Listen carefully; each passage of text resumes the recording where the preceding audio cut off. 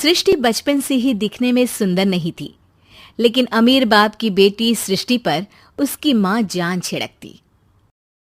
मेरी बेटी कितनी प्यारी है, भगवान सबको सृष्टि जैसी बेटी दे। सृष्टि धीरे धीरे बड़ी होती है। एक दिन सृष्टि की सहेली कहती है, तू दिखने में कितनी अजीब सी है, लेकिन मैं जानती हूँ हम सब में सबसे अच्छी शादी तो तेरी ही होगी। तेरे पापा अमीर जो हैं। और बता नहीं सकते यार, दहेज तो हर कोई देता है, ये क्या ज्यादा ले जाएगी अपने पति के लिए? अरे बड़े शहर में कोठी है इसके पापा की। अरे पापा की है ना, कौन सी इसकी है? इसकी होती तब तो कोई भी लड़का इससे शादी कर लेता। अरे पापा की मतलब पापा की है तो मेरी ही है ना? किसने कहा? अब तेरी तो तब होगी ना जब तेरा भाई ना हो। वैसे भी शादी के बाद सारी प्रॉपर्टी भाई के नाम होती है। सृष्टि समझ जाती है कि उसे किसी भी हालत में माँ बाप की सारी प्रॉपर्टी को अपने नाम करना है, लेकिन कैसे? एक दिन सृष्टि का भाई शीनू कहता है, बहन क्या कर रही है? तुझसे एक बात करनी है। अरे हाँ हाँ करना, मैं तो तेरी बहन हूँ। बहन मेरी लाइफ में ना एक लड़की है, बहुत अच्छी है। मैं सोच रहा हूँ माँ और पापा से बात करूँ शादी के लिए। सृष्टि को समझ में आ जाता है कि भाई की शादी होते ही भाभी उसे एक दिन भी घर में बर्दाश्त नहीं करेगी। क्या बात है भाई, बताना कौन है वो? यार वो बहुत अच्छी लड़की है, पढ़ी लिखी है, मेरे साथ जॉब भी करती है। बस एक प्रॉब्लम है। प्रॉब्लम? क्या प्रॉब्लम है भाई? यार वो शादीशुदा है, लेकिन उसके पति ने उसे सिर्फ इसलिए छोड़ दिया क्योंकि उसके माँ बाप दहेज नहीं दे पाए। सृष्टि ये सुनकर न जाने क्यों खुश हो जाती है। अरे भाई तो क्या हुआ, लड़की तुझे तो पसंद है ना? शीनू को लगता है कि बहन उसे समझ रही है। वो इस बात से अनजान होता है कि उसकी बहन की मंशा पूरा घर हड़पने की है। सृष्टि अपनी माँ से कहती है, मम्मी मुझे तो बहुत चिंता है, पता है शीनू क्या कर रहा है? अरे क्या कर रहा है, वो तो काम पर जाता है और वापस घर आता है। नहीं ना माँ, वो यही तो नहीं कर रहा, बाकी सब कर रहा है। आपको पता है उससे प्यार है, और वो भी एक शादीशुदा लड़की से। ये क्या हो गया? मैं सोसाइटी में क्या मुंह दिखाऊंगी? अरे तेरे पापा तो यही कहेंगे कि मैंने ही उसे बिगाड़ दिया है। माँ देखो, मेरी बात मानो, पापा पर भी विश्वास करने की जरूरत नहीं है। अब आप ही बताओ, पापा इतनी देर घर के बाहर रहते हैं क्यों? बोलो। अरे बेटा वो तो नौकरी करते हैं ना। तू बहुत भोली है माँ। पापा का ऑफिस तो 7 बजे खत्म हो जाता है, लेकिन देखो कितनी देर से आते हैं। अरे नहीं नहीं बेटा, ऐसी कोई बात नहीं है।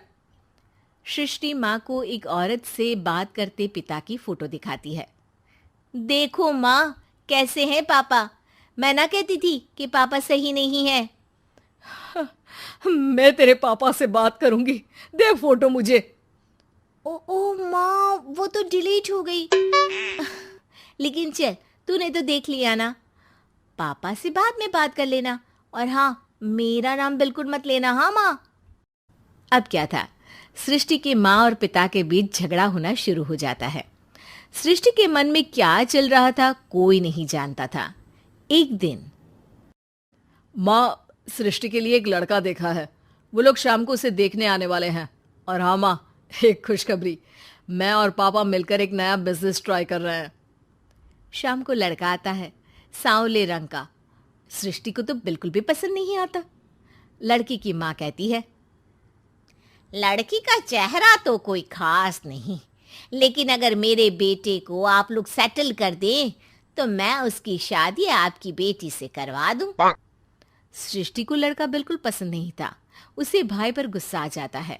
लड़के वालों के जाने के बाद कहती है, माँ देखा शीनू मेरे लिए कैसा लड़का लेकर आया, न दिखाने लायक न सुनने लायक, सेटल भी नहीं, वो भी हम करे।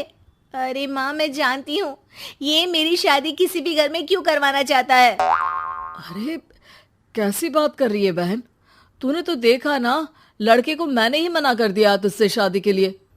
जिसने लड़का बताया था उसने उसकी बहुत तारीफ की थी। बात आई गई हो जाती है, लेकिन सृष्टि का मन शांत नहीं होता। क्या करूं, कुछ समझ में नहीं आ रहा।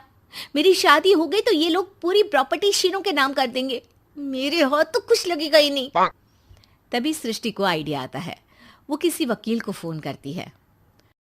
जी देखिए, अगर आपके मम्मी पापा का तलाक हो जाता है तो आपके पिता की आधी प्रॉपर्टी आपकी माँ के नाम हो जाएगी, फिर उसे वो किसी को भी दे सकती है। सृष्टि अब माँ को बेटे के खिलाफ भरती है। माँ, शीनू पर नजर रखा करो, वो जिस लड़की के प्यार में है ना वो शादीशुदा है।